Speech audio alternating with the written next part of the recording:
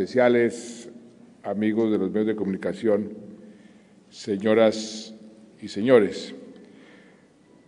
Quisiera comenzar lamentando una triste noticia. Acabo de enterarme que falleció en la ciudad de Nueva York don Julio Mario Santo Domingo. Todo el país conoce la tradición de la familia Santo Domingo, de su padre, don Mario Santo Domingo, y de don Julio Mario, quien tanto aportó al progreso y al desarrollo de este país. Lamentamos mucho su muerte y le mandamos nuestras condolencias a su señora Beatriz, a sus hijos Alejandro y Andrés, a su hermana Beatriz y a toda su familia y a todos los empleados de las diferentes empresas del Grupo Santo Domingo. Realmente es una gran pérdida y lamentamos mucho esta triste noticia. Parece increíble, pero es cierto. La temporada invernal más cruenta de nuestra historia no fue obstáculo para que el país siguiera avanzando hacia un nuevo y un resplandeciente amanecer. En los últimos días hemos conocido nuevos récords que Colombia ha batido en materia económica. Por ejemplo, la inversión extranjera aumentó en más del 90% durante el primer semestre de este año. Esa cifra no solo representa al sector minero energético, sino también a áreas como el transporte, las comunicaciones o la industria manufacturera. La economía del país creció en el segundo trimestre un 5.2%, superando todas las expectativas. El desempleo en el mes de agosto se situó en el 10.1%, mostrando que la meta de bajarlo a cifras de un dígito está cada vez más cerca y posiblemente podamos, antes de finalizar el año, cumplir con esa meta antes del 2014, que era cuando la íbamos a cumplir, o sea, casi 3 años antes. Y como si fuera poco, esta semana conocimos el último reporte del DANE en materia de exportaciones. Entre enero y agosto, el crecimiento de nuestras ventas al exterior fue del 44%. También en este caso, la cifra refleja el buen momento de otros sectores de la economía distintos a la bonanza minera. Por ejemplo, las exportaciones no tradicionales aumentaron casi un 20%. Y de ese logro, y se los digo de corazón, el sector transportador de carga puede sentirse copartícipe. A pesar del cruento invierno y a pesar de las dificultades en las vías, ustedes siguieron despachando camiones y contribuyendo a que fluyera la economía y fluyeran nuestras ventas al exterior. Ustedes demostraron de qué estamos hechos los colombianos para vencer adversidades. Es cierto que a comienzos de este año tuvimos diferencias con un sector del gremio camionero que entró en paro. Fue un momento difícil para el país, difícil para su economía, que por fortuna logramos conjurar. En particular recuerdo una pancarta que vi por la televisión de los manifestantes colgada al lado de un camión que decía algo así como: sin tabla de fletes, 2 puntos, menos dinero, menos empleo y más pobreza. Luego de este proceso desgastante, como son todos los paros, se concertó bajo el principio de construir confianza. Y al final se mantuvo la decisión de eliminar la tabla de fletes y de implementar lo que se ha llamado el régimen de libertad vigilada. Ustedes me corregirán, pero el hecho de haber derogado esa tabla por la que tantos años luchó el gremio transportador ha sido ganancia para los camioneros. El régimen de libertad vigilada no ha producido esa caída generalizada en el valor de los fletes como muchos aseguraban. Por el contrario, estimamos que los fletes en promedio han aumentado cerca de un 40% sobre los valores que existían antes. Incluso hay rutas en donde el flete ha aumentado hasta un 200%, según me informan. Y eso es un buen ejemplo de lo que yo he venido aplicando como filosofía en el manejo de la economía que he llamado la tercera vía: el mercado hasta donde sea posible, el Estado hasta donde sea necesario. Y al final de todo este proceso, creo que el país entero ganó, porque nos deshicimos de esa manzana de la discordia en la que se había convertido la tabla de fletes y que era tal vez el principal motivador de los nocivos paros camioneros.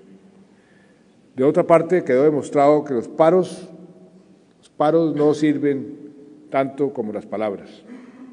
Alguien decía que es posible conseguir algo luego de 3 horas de pelea, pero es seguro conseguir más con 3 horas de diálogo. En el Gobierno hemos demostrado que estamos abiertos al diálogo, más que nunca, y que valoramos la importancia de una interlocución permanente con este sector y con todos los sectores del país. Y, doctor Solórzano, todos esos puntos que usted mencionó en su intervención, el Gobierno está más que listo a sentarse a ver cómo los vamos resolviendo. Me dice el ministro que varios de ellos ya han sido resueltos o están en vía de resolución, y los que no, lo que le quiero asegurar es que estamos con la mejor disposición para lograr ese objetivo. Tenga usted la seguridad de que este Gobierno, como lo he dicho en todas partes, es un Gobierno que le gusta concertar. Y, por ejemplo, en el proyecto de ley que usted mencionó, me comprometo a que antes de que comience la discusión en el Congreso, el Gobierno se siente con ustedes a ver cómo se puede corregir y qué se puede modificar para que ustedes queden contentos con ese proyecto de ley.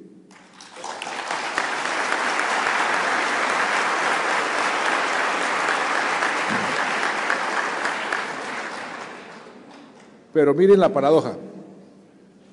Cuando aumenta la inversión, cuando crece la economía, cuando aumentan las exportaciones, cuando estamos por fin bajando el desempleo y aumentando el trabajo formal, tanto así que somos el país en América Latina que más empleos ha creado en los últimos 12 meses, más inclusive que Brasil.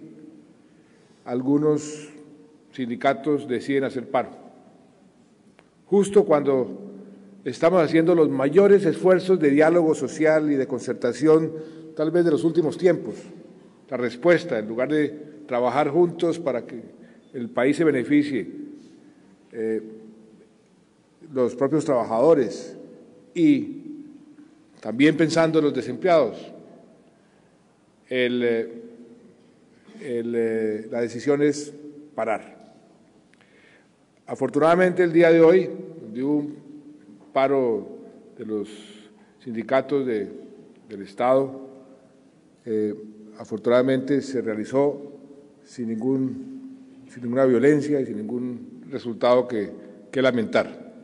Yo quiero públicamente reconocer que los presidentes de las centrales cumplieron con su palabra y también señalar que se pueden hacer paros sin violencia, y eso es una demostración de madurez de nuestra democracia. Pero reitero, hemos cumplido y estamos cumpliendo con nuestros compromisos a favor del trabajo y los trabajadores. Somos, y lo reitero y lo he reiterado en todas las formas, respetuosos, muy respetuosos de la protesta social. Eso es parte de la democracia, siempre que no acuda a la violencia. Pero eso sí, creemos también que la protesta debe ser con argumentos.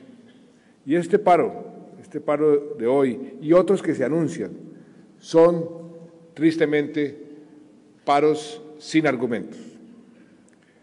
Tal como lo prometimos, estamos creando el Ministerio de Trabajo, que será una realidad dentro del próximo mes.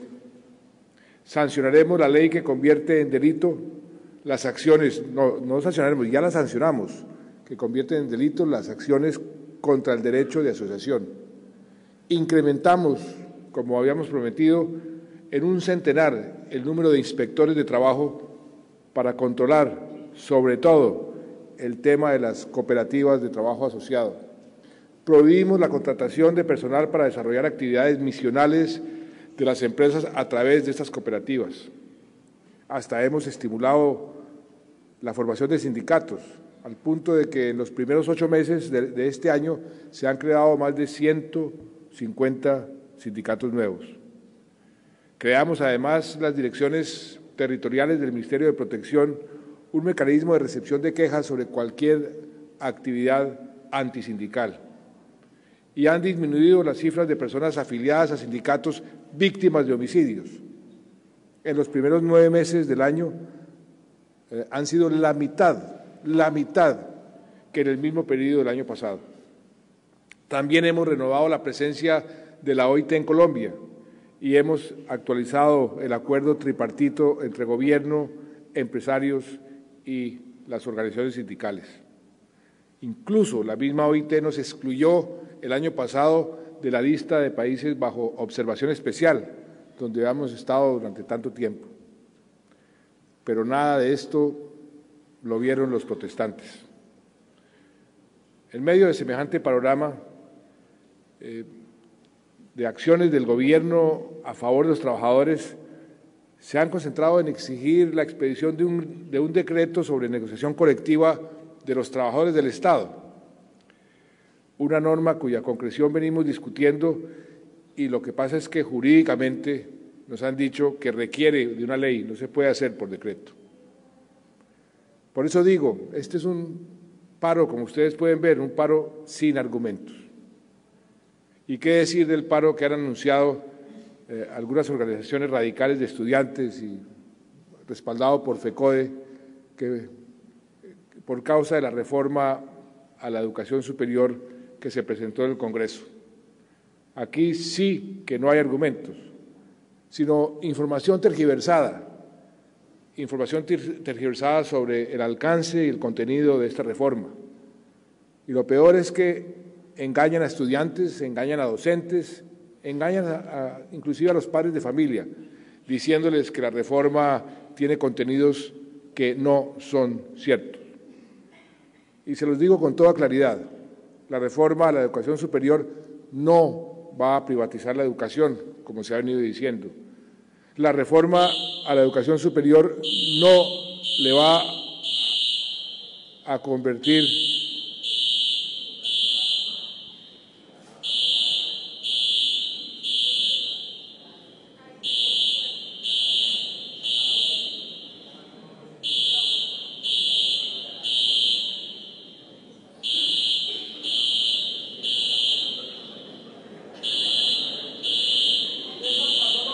Espero que no sea un estudiante travieso por ahí, ¿no es cierto?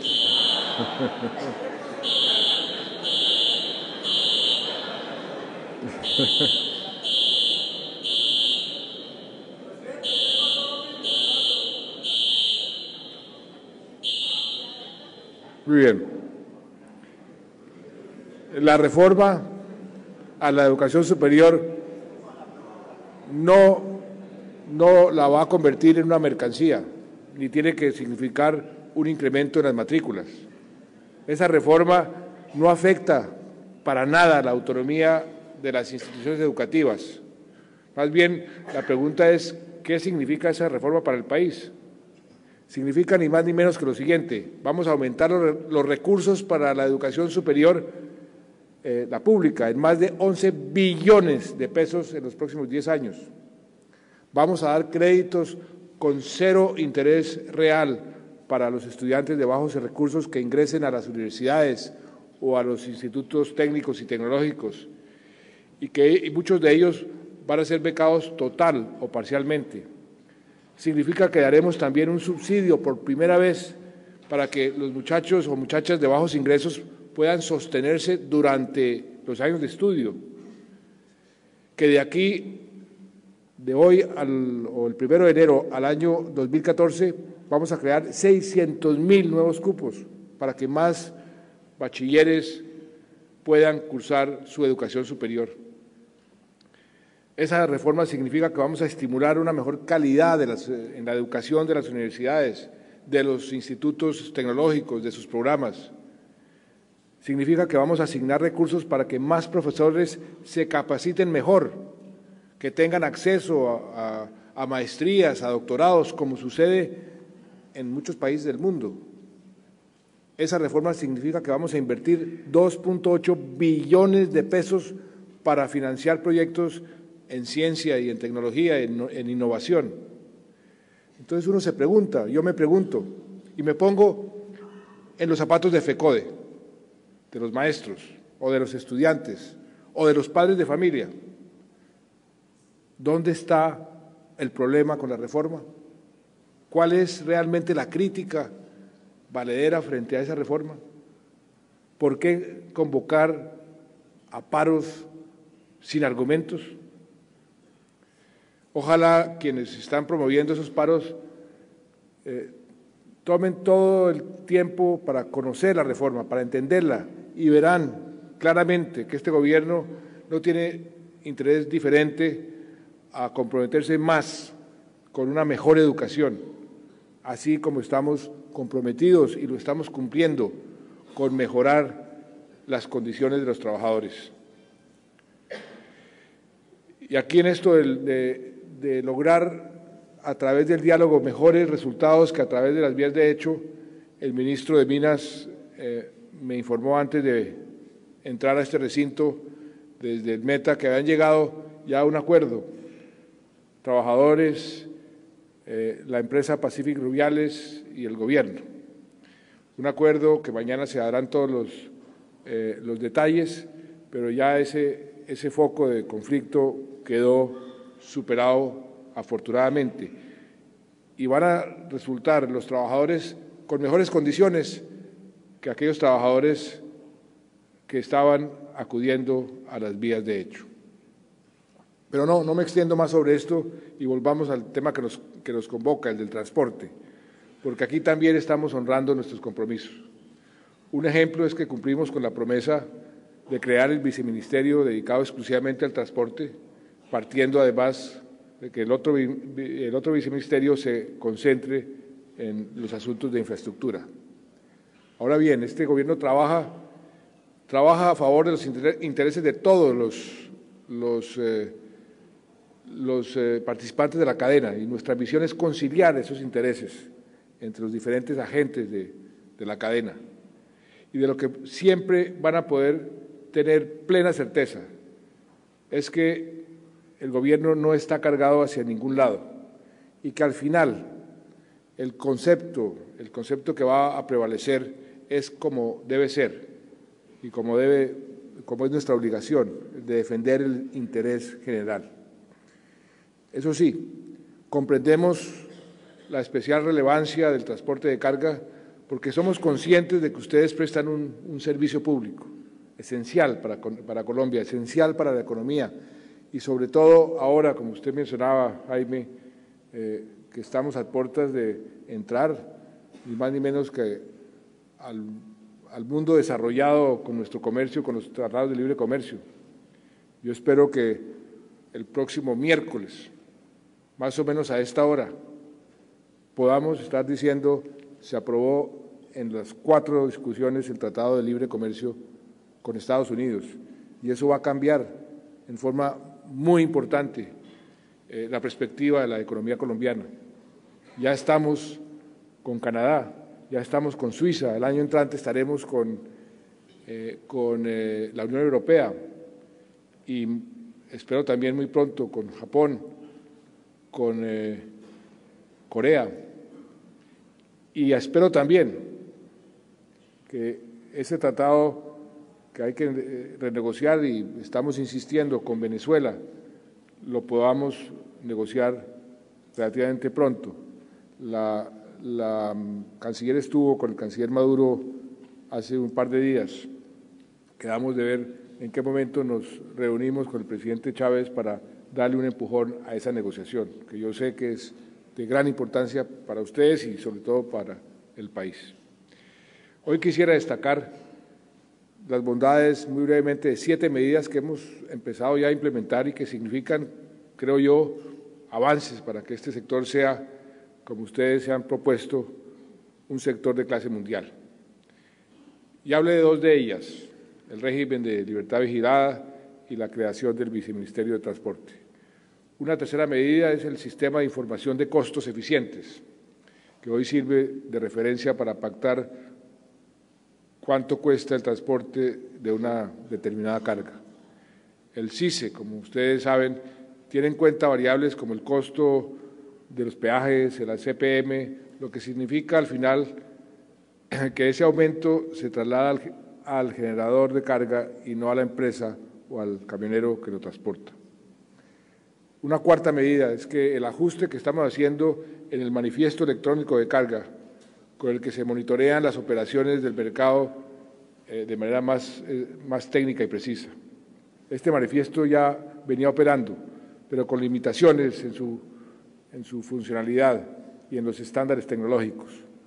Por eso el Ministerio de Transporte, con el apoyo del BID, del Banco Interamericano de Desarrollo, está terminando de desarrollar esta aplicación mucho más avanzada y acorde con la modernización que requiere el sector. Creo que se trata de una herramienta importante porque nos va a permitir controlar y sancionar a quienes hagan competencia desleal, además de ayudarnos a evitar la ilegalidad. La quinta medida es la política de regulación del parque automotor. Yo sé que este es un punto muy sensible, tal vez el más sensible en la agenda que se tiene con ustedes. Y le repito lo que dije antes, es posible conseguir algo luego de 3 horas de pelea, pero es seguro conseguir más con apenas 3 horas de diálogo. Sabemos que la actual política que regula el parque automotor genera controversias y algunos piensan que no es buena porque motiva la llegada de vehículos nuevos sin que se chatarrice en la misma proporción. En esta discusión hay muchos puntos de vista y muchos sectores involucrados, transportadores, generadores de carga, ensambladoras y comercializadores e importadores de vehículos. En medio de ese abanico de intereses, es apenas lógico que intervengan los ministerios de Transporte, el Ministerio de Hacienda, el Ministerio de Industria y Comercio, además de Planeación. Por eso creo que lo más sensato que podemos hacer nosotros es llevar el tema al más alto escenario, al más alto escenario de deliberación en el Gobierno, que es el COMPES. Y aquí vuelvo y repito, el Gobierno no está ni estará nunca cargado hacia ningún lado. Y al final, lo que se va a resolver o lo que resolverá cualquier diferencia es el concepto de interés general y ahora un concepto cada vez más importante, el de la competitividad. En todo caso, ya existe de entrada un beneficio que está contemplado en la Ley del Plan de Desarrollo y es la creación del Fondo de Renovación. El Ministerio de Transporte está trabajando en la reglamentación de este fondo que se va a alimentar de los recursos del presupuesto nacional. La idea es que los transportadores acudan a estos recursos para apoyar la renovación de sus vehículos o incluso para refinanciar sus deudas. Una sexta medida es la logística. Sobre este tema también incluimos un artículo en la Ley del Plan de Desarrollo para garantizar el servicio a los usuarios de carga durante las 24 horas del día, los 7 días a la semana, tanto en los puertos marítimos como en los centros de concentración de carga de comercio exterior. La idea es que los diferentes agentes de la cadena estén sincronizados en los procesos aduaneros, donde desde la policía antinarcóticos, por ejemplo, hasta la DIAN, y para ello estamos mejorando las infraestructuras de cada entidad y sus capacidades para darle mayor fluidez a la carga. Eso no solo significa trabajar 24 horas, 7 días, sino que también requiere, por ejemplo, el uso de tecnologías como inspección de rayos X para no tener que abrir todos los contenedores. Y la séptima y última medida tiene que ver con el fortalecimiento de la regulación de los temas de infraestructura y de servicios de transporte. Para coordinar esta tarea tenemos ahora, como había dicho, 2 viceministerios, cada uno especializado en sus respectivos temas, y estamos trabajando para diseñar un sistema regulador más práctico y más efectivo. Y en lo posible estamos viendo cómo podemos hacer la parte institucional, en lo posible sin que sea necesario crear nuevas instituciones, que a menudo, y esa es la experiencia que hemos tenido, traen más costos y también traen más problemas que beneficios. Pero eso también lo podemos hacer de común acuerdo para ver cómo podemos diseñar una entidad que genere confianza. Yo creo que cualquier entidad que regule debe tener la confianza de la gente a quien regula. La infraestructura es otro de los temas esenciales en los que estamos avanzando, aunque debo admitirlo, no al ritmo que hubiéramos querido ni al ritmo que necesita nuestro aparato productivo. Esto se suma al rezago histórico de nuestro país en el tema de infraestructura, un rezago que se ha convertido en un verdadero cuello de botella para nuestra competitividad. Y además ustedes lo sufrieron en carne propia, todo esto se agravó con el drama del invierno. Pero la decisión del Gobierno, y creo que ustedes lo deben entender bien, la decisión del ministro es hacer las cosas bien, hacer las cosas al derecho. Así nos demoremos un poco más, porque la experiencia que hemos tenido hasta ahora ha sido muy frustrante, todo por tratar de hacer las cosas de afán. Como usted decía, Jaime, del afán no queda sino el cansancio, y las obras aplazadas son el resultado, o las obras mal hechas. El país ha perdido muchísimo, por cuenta de las adiciones presupuestales y de los otros sí a mitad del camino, como consecuencia de no estructurar bien los proyectos. Por eso el Ministerio ya tiene bien definido su lista de mandamientos para la contratación de las nuevas obras. El primero de esos mandamientos es estructuración. El segundo mandamiento es estructuración. Y el tercero, estructuración. Antes que nada, vamos a contratar todos los estudios técnicos, los estudios financieros y los estudios estructurales que dejen claro hasta el más mínimo detalle que implica, por ejemplo, cada concesión. Solo después de tener ese estudio se va a abrir la licitación para saber quién se le mide a hacer la obra, teniendo en cuenta todos los requisitos que eso implica. De esta manera nos vamos a evitar muchas sorpresas, muchos sobrecostos, mucha pérdida de tiempo, muchos pleitos judiciales. Como ustedes saben, el Gobierno diseñamos un completo programa de infraestructura que hemos llamado Infraestructura para la Prosperidad, que incluye toda obra vial, ferroviaria, fluvial, aeroportuaria y portuaria que el país necesita en los próximos años. Y tan solo este año esperamos invertir un total de 9.6 billones de pesos y el próximo año serán 12.4 billones de pesos. En concreto, con respecto a la red vial, la meta del cuatrienio es entregar más de 1.000 kilómetros nuevos de dobles calzadas, es decir, vamos a duplicar las que hoy existen. Apenas para este último trimestre del año, Invías va a abrir nuevas licitaciones por 3 billones de pesos para obras que vamos a entregar antes, espero, de que se acabe el cuatrenio. Una de ellas, de extrema importancia para el sector de ustedes, es la terminación de la doble calzada Citronela-Lobo Guerrero en la vía Buga-Buenaventura. Y a propósito, quiero lamentar también muchísimo la muerte de 3 compatriotas en una alud que hubo hoy en la vía hacia Buenaventura. Esos son los problemas que tenemos con este invierno y con nuestra geografía, pero por eso tenemos que acelerar nuestras obras de infraestructura. De otra parte, vamos a concesionar 5.000 kilómetros de corredores viales distribuidos en 5 megaproyectos diseñados por el INCO, además de otros 1.000 kilómetros de vías férreas. Y un buen ejemplo para destacar sobre la importancia de estructurar es el Metro de Bogotá. La semana pasada nos reunimos con la alcaldesa Clara López y ratificamos nuestro compromiso de apoyar el Metro. Luego, porque lo dije hace un año, de conocer un estudio muy serio que realmente justificaba la necesidad de ese sistema de transporte masivo. Un estudio que justifica la construcción de ese metro porque justifica que va a haber la demanda suficiente. De hecho, hemos acordado incluir un proyecto adicional a ese metro que ha sido generado por el propio Ministerio de Transporte, que hemos llamado el Corredor Verde.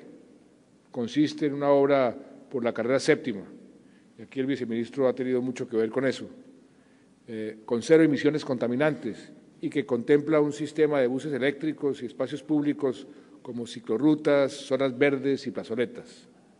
Faltan algunos estudios adicionales para el metro y para el corredor verde, pero ya acordamos con la alcaldesa la realización de un documento COMPES que debe estar listo el próximo mes.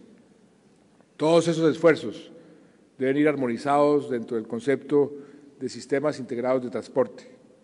Y al respecto estamos trabajando en el diagnóstico de la situación actual de los sistemas masivos en las diferentes ciudades, porque entendemos que algunos se han quedado cortos frente a la necesidad de un modelo integral y de un modelo sostenible. Precisamente luego de realizar el diagnóstico vamos a diseñar una nueva política de movilidad urbana que responda a esa necesidad. Queridos amigos del transporte de carga, sabemos y sé muy bien lo que este sector representa para el país. Ustedes alimentan a Colombia mientras recorren las venas de la economía y las venas de su difícil geografía. Yo diría que los camiones y los camioneros son uno de los grupos de colombianos más abnegados y más trasnochadores, manejando sin parar por nuestras vías, unas vías largas y culebreras. Pero también diría que son también afortunados, tienen el privilegio de ser espectadores habituales de esos amaneceres o esos atardeceres que acompañan nuestros bellos paisajes, nuestras montañas y nuestros ríos. Quiero invitar a este gremio a unirse a nuestro propósito, y usted lo mencionó, Jaime, a nuestro propósito nacional de formalización. Nuestros camioneros merecen contratos estables, una vida digna, con salud, con pensión, con vacaciones pagas. Más del 90% de ellos viven en la informalidad. Yo creo que no es justo que el país avance en esta materia mientras nuestros camioneros se quedan rezagados. Tampoco tiene presentación que el sector no esté en sintonía con las reglas de juego básicas de una economía sana. Nosotros estamos poniendo de nuestra parte y creo que si trabajamos juntos podemos avanzar en esa formalización porque a ustedes son los que más les conviene. Los transportadores deben pensar en la responsabilidad que tiene la formalización de sus trabajadores. Eso es además un gana-gana para todo el mundo. Son solo ventajas. Por ejemplo, en aspectos tan evidentes como el acceso a la banca, brinda la posibilidad de crédito porque se cuenta con un ingreso de largo plazo. Con trabajadores formalizados y con contratos estables, las empresas también pueden pensar en el mediano y en el largo plazo, incluso en asuntos tan rutinarios como programar los recorridos de sus camiones durante un mes y no pensando solamente en el recorrido del día siguiente. Este es un reto apenas lógico en esa misión de modernizarse y de ser un sector de talla mundial. En ese propósito cuenten con nosotros, tengan la certeza de que aquí estamos para escucharlos, pero sobre todo para trabajar con ustedes, para apoyar en lo que esté a nuestro alcance. Aquí hay un canal permanente de diálogo. Este es un gobierno que le gusta concertar para que nos entendamos además directamente. Aquí hay un gobierno que piensa que debe trabajar 24 horas al día, 7 días a la semana, para que ustedes y todos los agentes económicos les vaya bien, porque a ustedes les va bien, a nosotros nos va bien, a todos nos va bien. O sea que los invito a que trabajemos unidos para que demos juntos, como quien remonta una cumbre después de una larga jornada camionera, el salto a la prosperidad que el país necesita. Y quiero terminar con una nota optimista. El ministro de Hacienda me dio esta tarde las proyecciones que hicieron en el Ministerio de Hacienda sobre las cifras fiscales y las cifras macroeconómicas al final de este año. Y si no sucede nada imprevisto, vamos a ver unas cifras mucho más positivas de lo que se había planeado. En inversión pública, la inversión pública va a resultar siendo 2.8% del PIB en lugar de 2.5%. ¿Esto en qué se traduce en pesos? Que la inversión pública va a terminar siendo 16.9 billones de pesos en lugar de 15.3. Que los ingresos de la DIAN va a ser 13.5% del PIB en lugar de 12.5%, o sea, 1% más del PIB. ¿Eso qué quiere decir en plata? Que los ingresos van a ser de 81.2 billones de pesos en lugar de 75.3 billones, o sea, casi 6 billones de pesos por encima de lo que teníamos previsto. Y eso se va a traducir en que el déficit del gobierno no va a ser del 4%, sino del 3.3%. Eso es una noticia muy positiva porque quiere decir que vamos a estar mucho mejor protegidos frente a lo que usted mencionaba al comienzo de su intervención, a este panorama mundial tan confuso y tan incierto. Esto lo que quiere decir es que vamos a estar mejor blindados para cualquier eventualidad. Y creo que eso es una muy buena noticia para cerrar esta intervención. Muchas gracias.